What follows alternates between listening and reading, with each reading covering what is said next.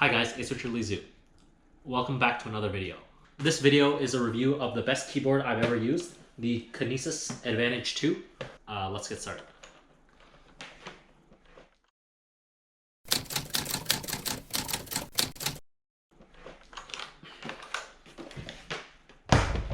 For those of you who don't know, I'm a software engineer in Silicon Valley. And for me, the wrists, the hands are the money-making machine, right? A lot of people, when they use computers, they have like wrist pain and stuff like that. And so I have avoided that this entire time by using ergonomic keyboards like this. So I'm not sure how much it affects stuff because it's hard to prove the counterfactual, right? But I do feel when I use this keyboard that it's a lot less stressful on my wrists. So I haven't had the pain even after, 12 hours a day plus of computer usage every day pretty much. By using this keyboard, I don't have the pain and it feels like there's less stress on my wrists and everything's in a much more natural position. So before we get started, this keyboard costs $350, which is a lot for a keyboard, especially if you're used to, your $15 keyboards. But among the keyboard community, this is actually relatively affordable. Anyone who uses keyboards for a living, it's definitely worth it, in my opinion, if you can afford it. So according to Kinesis's website, this keyboard addresses 5 different risk factors. Number 1 is ulnar deviation. So ulnar deviation is when you're using a normal keyboard, like so, and your wrists are like this. So the angle here is the ulnar deviation. So theoretically, this keyboard, what this aims to correct is that this should be in a straight line now. So because there's a gap here, normally on a normal keyboard, you're typing like this, but on this keyboard, your hands are gonna be outward like this. I have here a Corsair regular keyboard to kind of show you the difference, right?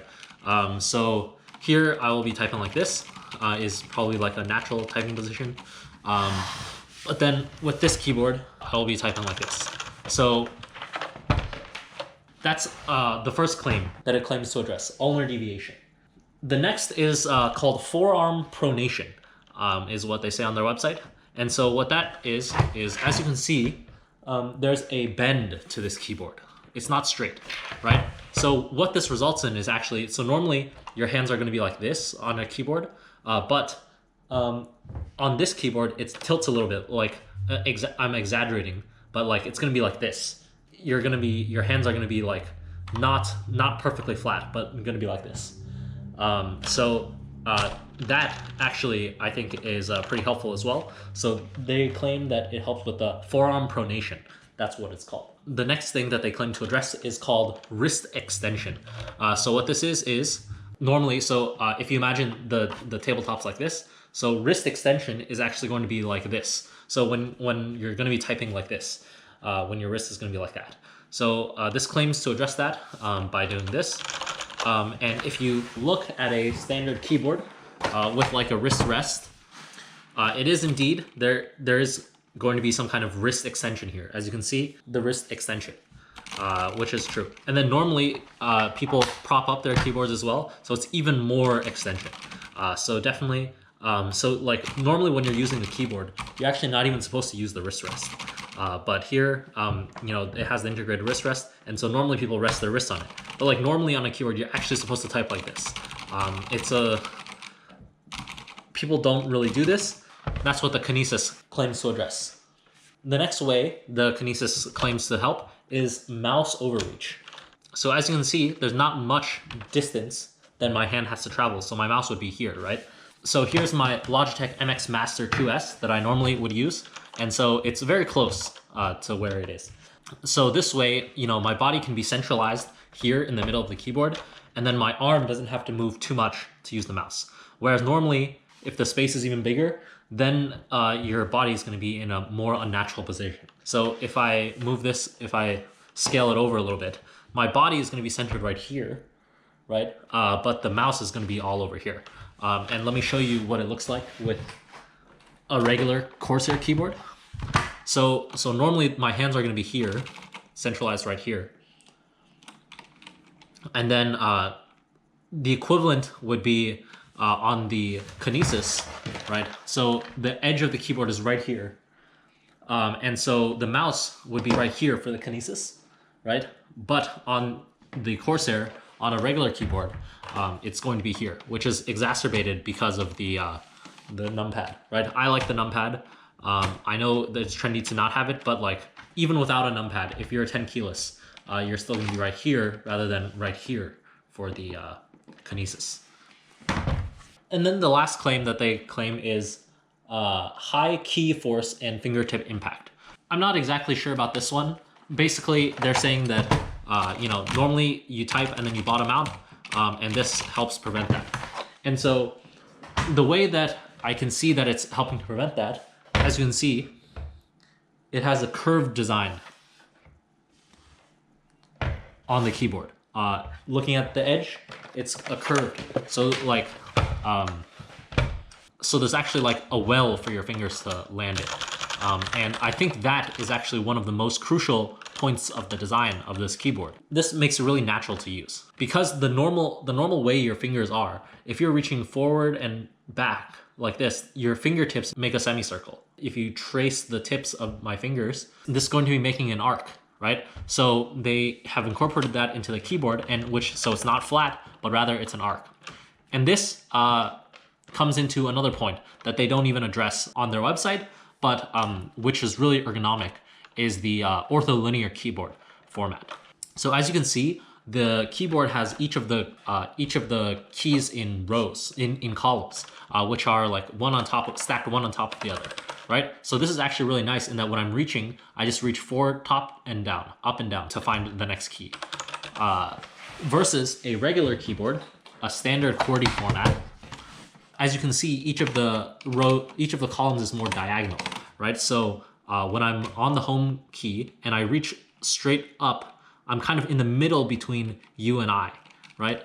But so in order to reach the center of the U, I have to reach to the left a little bit. So like really when you're typing, you're going to the left, to the upper left and the lower right, which is not very intuitive. Here, the numpad, this is ortholinear, right?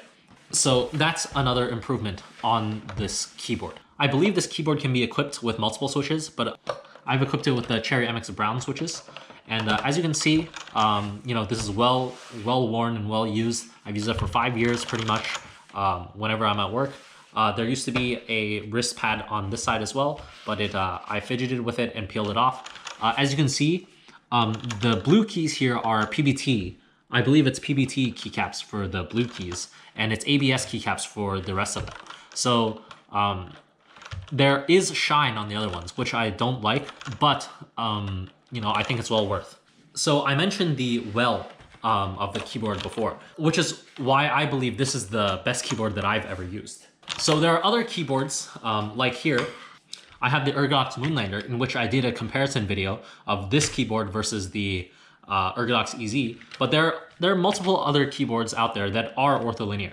But when it's like this, I have to move my index finger a lot more than my middle finger in order to hit other keys. It's like not the same experience. So like it's hard to describe, but I have to move, basically, let's say I have to move my index finger 30% to get to the top row. I have to only move my index finger like 10% maybe. If I reach the same amount with both of my fingers, I'm going to be reaching like U for my index finger, but the 8 on my middle finger. So like because of that, this keyboard, and I have to curl it more to hit this row too. So because of this, it's actually more straining to use this keyboard than this keyboard. On this one, it's all basically the same. And I think I can kind of attribute that to the well that the Kinesis Advantage2 has. Because of those reasons, experimentally, I use this pretty much every day for my work. And I don't have wrist pain, and I do feel that it is easier to use. So kind of for all of these reasons, this is like a software engineer's review on why this is the best keyboard that I've ever used. Would I recommend people go out and buy this keyboard? I actually think this is really good for typing. So when I type messages to people, if I were writing essays or writing documents, if I were writing a book, I would actually I think this keyboard is better for those people than for me. For me, it's not even perfect because I'm a programmer. So like a lot of the keys, like the braces are here. So I use the braces a lot. It's kind of in an awkward spot. The plus is here, the minus is here. You know, you have to use your extremities, and it's not, you know, the backslash is here. So you kind of have to like find around, and it takes a while to adjust to it. And but if you're just sticking with alphanumerical letters, oh my goodness, I can type really quickly on this. And so that gets me along to the adjustment period. I know people who took a really long time to adjust to this keyboard. The first time that you know, my friends came over and used this keyboard, they were typing like 5 words per minute. And they normally type over 100. But so for me, I was pretty much the same way. I normally type at 120 words per minute. Then I went to this keyboard, I was typing like 5 words per minute. But then just for an entire weekend, I forced myself to use this keyboard, and I used it for like 12 hours a day. And I was just doing typing tests over and over again. But after that, like painful 72-hour period of 1 weekend, I was able to get back to 120 words per minute on this keyboard. And an included benefit of this is now I have better typing habits. I correctly use the correct fingers for each of the keys because the keyboard layout kind of forces you to do so. Whereas previously in the past, you know, I might have used my left index finger for the Y. I can't do that anymore. So now I just know that Y goes to my right index finger. So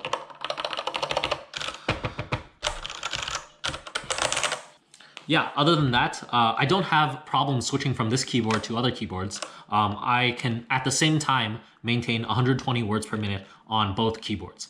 And so previously, when I first started, it was a little wonky going back to a regular QWERTY keyboard after using this for the entire weekend. Right now, I'm able to use any keyboard and hit 120 words per minute.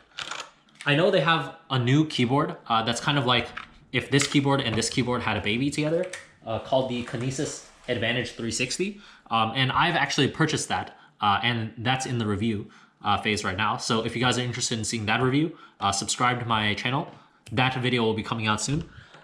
Yeah, I hope you enjoyed like my perspective on the Kinesis Advantage2. And yeah, for me, it was definitely worth it to use this keyboard. And yeah, for you guys have to decide for yourselves whether or not it's worth it for you to learn a new keyboard and drop $350 for the sake of your wrists, right? So thanks for watching my review of what I deem to be the best keyboard that I've ever used. There should be, you know, it should be a better version coming out. So thanks for watching, and I'll see you guys in the next one. Bye.